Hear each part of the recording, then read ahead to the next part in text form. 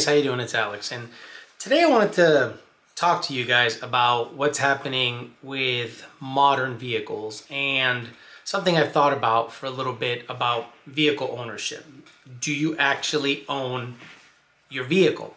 And the reason I say this is because I'm going through a transformation here where I am steering away from modern vehicles based on the ability to tune them. Now, I'm not a tuner that's been tuning cars for, decades. I've just been dabbling in the aftermarket, dabbling with performance-based vehicles, Mustangs specifically, most of my life. So all of a sudden, I'm starting to see that modern vehicles are becoming harder to tune. And I thought to myself, well, that doesn't make any sense, right? Isn't a vehicle that I buy should be able to be manipulated in any way, shape, or form based on my needs and my desire? Well, then I started thinking about vehicle ownership. Now, I'm a huge sci-fi guy, and one movie that sticks out in my mind about what the future could be is iRobot. In the future, there are no gas vehicles in that movie. In the future, everything is automated. Everything is left to a omnipotent computer system to basically direct everyone's lives, monitor everyone's lives, drive for you. And the vehicles are super advanced, super fast, and not gas powered. But the funny thing about that movie is that one single overriding software that controls everything turns on people. Obviously, I don't think that's going to happen anytime soon, but what I have noticed is that modern vehicles, in my opinion, are not yours. Let's talk about that. So let's say you buy a 1968 Camaro. You can do whatever you want to it. Obviously, you got to pay either a use tax or an excise tax on it to be able to drive it on the road. But if you want to change the motor, you can change the motor. If you want to change your carburetor, you can. If you want to change literally anything on that vehicle, you can do it. You don't have to report to anybody. You won't have to worry about a warranty, nothing like that. And those cars aren't cheap. Classic cars are bordering in the $30,000 to $40,000 to sometimes $50,000 range. But let's just say you want to buy a brand new Mustang. Well, can you tune it? Probably not.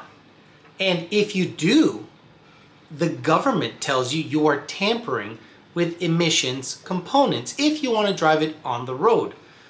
So that means if you buy a modern vehicle, tuning is frowned upon if you want to drive it on the road. Why is that? Well, because the government puts emission standards on some manufacturers so that their vehicles can be sold and driven on the road.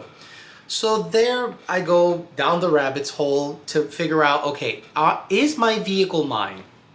Modern vehicles are starting to be so advanced that if you manipulate the software in any way, shape, or form, it can revert back to the OEM as-built software.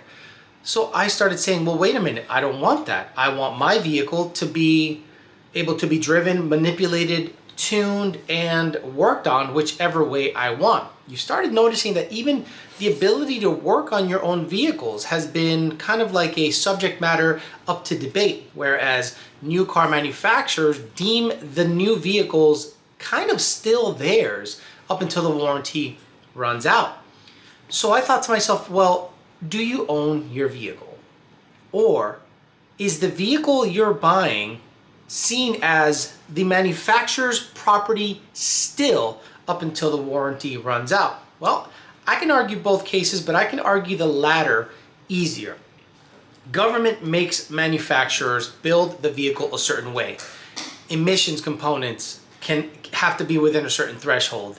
The ability to draw the file, tune it to your needs has become less and less likely, and in some cases, they have prosecuted people, jailed them, and fined them for tuning something as simple as a cold air intake, a different set of injectors. Let's just say you want the vehicle to get even better miles per gallon. Did you know that if you remove the DPF on a diesel truck, it runs better and it gets better miles per gallon? but it's a little dirtier, and tuning is required for that vehicle to actually run. Well, if a tuner is to do that and publicly state that he has DPF deletes, he goes to jail or gets fined or gets put out of business. So I thought to myself, wait a minute.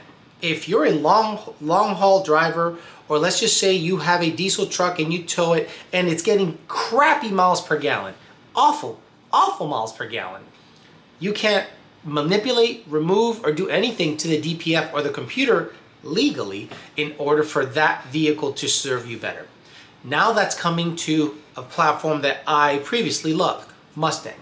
I'm a Mustang guy since I was a little kid.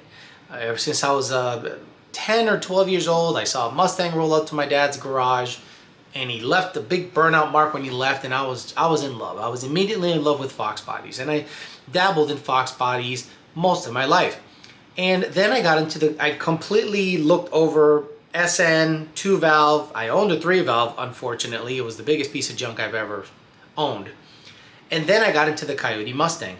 And I got into the Coyote Mustang at the height of the modern tuning game. I mean, things were popping right away. And I was super happy that there was a ton of support, multiple companies, tons of options. I was able to do whatever I wanted. And I got an 11, then I got a 15, then I got an 18, then I got a 19. Now, I got into the business of calibration and performance, and I started noticing and hearing that it is becoming less and less likely that you're able to tune your own vehicle in the future.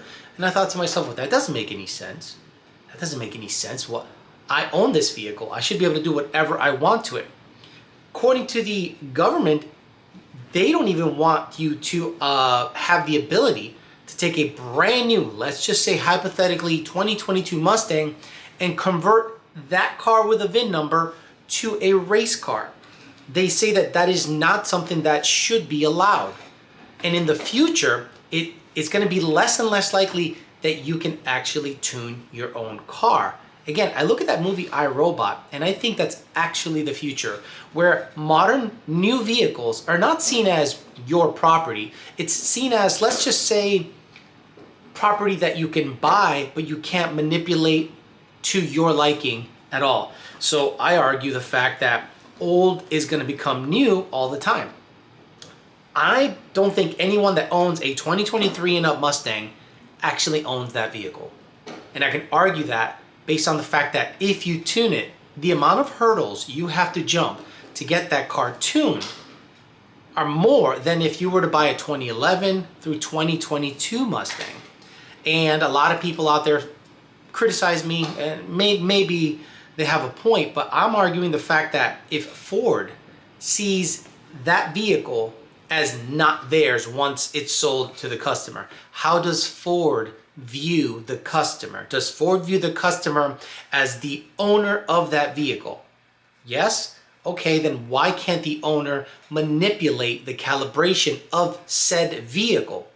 Well, they'll say something like, well, we're still liable in case you guys manipulate it in such a way that makes it, the emissions past their threshold. Well, it's my vehicle. Let's say I want to go race it. Why can't I do that? You're starting to see vehicles report back all the time. I understand you guys love convenience and you love technology, but we're getting to the point where convenience and technology is trampling on your right to manipulate your vehicle whichever way you want. How many of you have a brand new Ford or whatever, brand new vehicle, and you can check the vehicle health and status on your cell phone? Oh, that's awesome. Look, I have 60% oil to my next oil change. All my tires are inflated. I have a health and wellness report right on my phone. Well, the same technology that allows you to look at your car's health on your cell phone allows the manufacturer to see the car's health on your cell phone.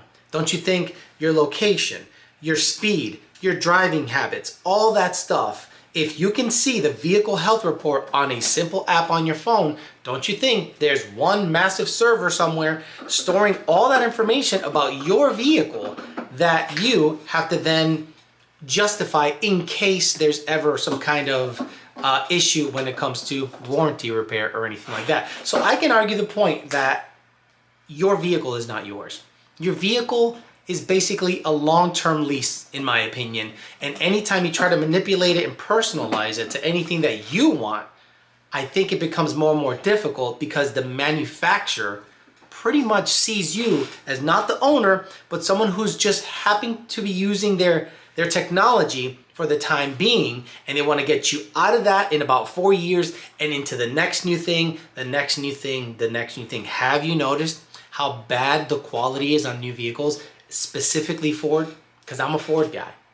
The door panels, the steering wheel material, the seats. There is a noticeable difference between a 15 to 17 Mustang interior build quality than 18 and up. Like a huge difference. Now, if you go to the aftermarket like Roush, Celine, I don't know if Celine messes with them anymore. Roush and all those other people, they have a leg up on that because they, you pay a premium for nicer interior and stuff. But as built from the manufacturer, the quality is not as good as it was simply a couple of years ago, but the price sure as hell is high. So basically what I'm saying is this: I think old is going to be new again. And if you want to retake back control of your ability to modify your vehicle, older cars are where it's at. You think I'm wrong? You think I'm full of shit? You want to argue that point? Leave some comments below. Let me know if you think I'm on the right track. And if you're a fan of sci-fi, watch iRobot. In my opinion, that is the future of cars, computers, and life in general. Thanks for listening, guys. Talk to you later.